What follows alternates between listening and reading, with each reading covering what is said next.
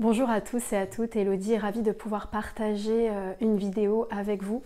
Mes vidéos sont tout simplement pour partager ma manière de voir la vie, d'avoir des prises de conscience et de vous présenter un moment de réflexion. Voilà, je dirais. Aujourd'hui, j'avais dans le cœur de pouvoir aborder le sujet de la jeunesse. Les jeunes, la jeunesse est porteur d'espoir, la jeunesse a besoin, selon moi, d'être entendue, d'être écoutée, je dirais. Et je vais vous expliquer pourquoi j'ai eu ce sujet qui est venu en conscience. Aujourd'hui, dans notre société, tout est fliqué. Tout est... Il n'y a qu'à voir dehors, hein, de toute façon. Il y a des caméras de partout, des dodanes de partout. On nous incite à ralentir, à être éteint et à ne pas nourrir notre souveraineté, je dirais. Et donc, il y a un système qui se met en place, qui s'est mis en place et qui est, c'est de faire taire tout être. Mais aujourd'hui, je vais me concentrer sur la jeunesse. Parce que les seniors aussi on les fait taire. Hein. Bien évidemment, hein, EHPAD et compagnie. La jeunesse n'est pas entendue. La jeunesse est rejetée. Parce que, soi-disant, je fais de manière globale, hein, elle n'est pas... comment je pourrais dire, elle ne rentre pas dans des formes conformes à la société. Donc, elle est à exclure, elle n'est pas entendue. Donc, forcément, la jeunesse est bloquée. La jeunesse ne s'identifie à rien. On ne peut pas, selon moi, on ne peut pas imposer. On ne peut pas imposer une autorité à la jeunesse en sachant que nous, en tant qu'adultes, sommes déjà, comment je pourrais dire, inconsciemment, ou du moins ralenti par une autorité qui nous est imposée. La souveraineté, elle est où? Il n'y a plus de liberté. Donc, c'est du... Comment je pourrais dire? C'est comme du recyclage, en fait. Il n'y a pas de valeur, en fait. Malgré ce qu'ils ont été, nos ancêtres, ils se sont battus pour des valeurs. Et nous sommes aujourd'hui, en tant qu'adultes, des morts vivants. Walking Dead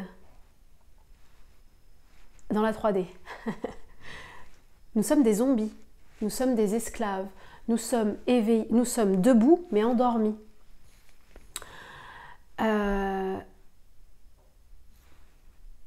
Et pourquoi ce sujet de jeunesse vient aujourd'hui en conscience pour moi et vous partager ma manière de voir? C'est que, tu vois, l'école, ouais, il faut que ce soit comme ça, faut que l'enfant soit dans des règles, dans des impositions, alors que, déjà, quand on n'expérimente pas, on ne peut pas porter de jugement. Pour moi, c'est la vérité part de toute expérience. La vérité part de toute expérience. On n'a qu'à voir maintenant les enseignants, de toute façon, ils sont blasés. Il n'y a plus de passion, il n'y a plus de vie dans ce qu'ils soi-disant enseignent. Ils n'enseignent pas, c'est du recyclage encore. Et comment veux-tu que la vie puisse être, dans les jeunes, dans leur conscience, si on n'enseigne pas, on ne transmet pas la vie, l'enseignement. Je te donne un exemple concret, c'est-à-dire que voilà, le prof il est blasé parce que la société l'empoisonne, parce que il n'a pas ses primes de fin d'année ou parce qu'il y a toujours il y a toujours le râleur. Enfin, et du coup, il n'y a plus de valeur. Il n'y a plus de valeur, il n'y a plus de... il n'y a plus de démocratie de toute façon, hein, faut pas se leurrer. Mais je voulais porter un message pour la jeunesse, que ce message puisse être entendu sur tout type de plan. C'est que la jeunesse est espoir, la jeunesse n'est pas à être fliquée, au contraire, la jeunesse demande à être entendue, demande à être... et elle est source de vie, justement, à travers la notion de mort qu'il y a sur tout type d'enseignement qui se trouve pour eux. La jeunesse, en fait, on espère les enseigner à travers quelque chose qui est éteint.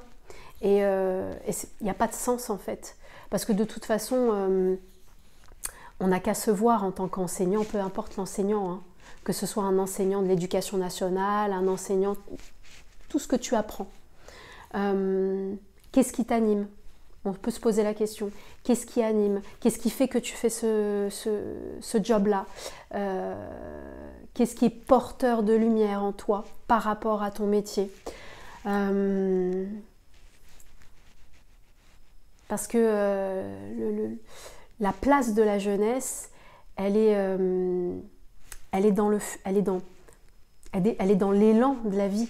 Donc voilà, des propos parfois que j'entends concernant les jeunes, je trouve pas ça adapté, je trouve pas ça juste, je trouve pas ça sensé, je trouve ça insensé parce que il faudrait que l'adulte se regarde déjà et comprenne que lui-même, à travers la non-souveraineté qu'il ne s'impose pas par rapport à ses propres valeurs, il est un mort-vivant. Donc, à un moment donné, tu ne peux pas vouloir autoriser, mettre de l'autorité à la jeunesse en sachant que toi-même, tu t'imposes l'autorité d'un égrégore, d'une société. Je pense que le jeune a beaucoup à entendre, il a besoin de sortir de ses gonds, je dirais. Et les valeurs que nous avions avant sont détournées maintenant. Donc ça n'a pas de sens de ne pas entendre la jeunesse aujourd'hui. Parce que c'est eux, c'est cette jeunesse, c'est la jeunesse, c'est elle plutôt, qui peut réveiller et qui peut faire avancer et... Alors j'allais dire transcender, switcher les choses. L'ère du Verseau, la liberté. Alors je prône pour la liberté de la jeunesse, la liberté de leur prise de parole, de leur prise d'action, de leur prise de place aussi. Parce que de toute façon, la place que nous avons eue pendant des années, c'est pas notre place, c'est pas la nôtre. Donc autant qu'ils prennent la leur. Voilà, je dirais. Passez une très belle journée, restons connectés. À bientôt.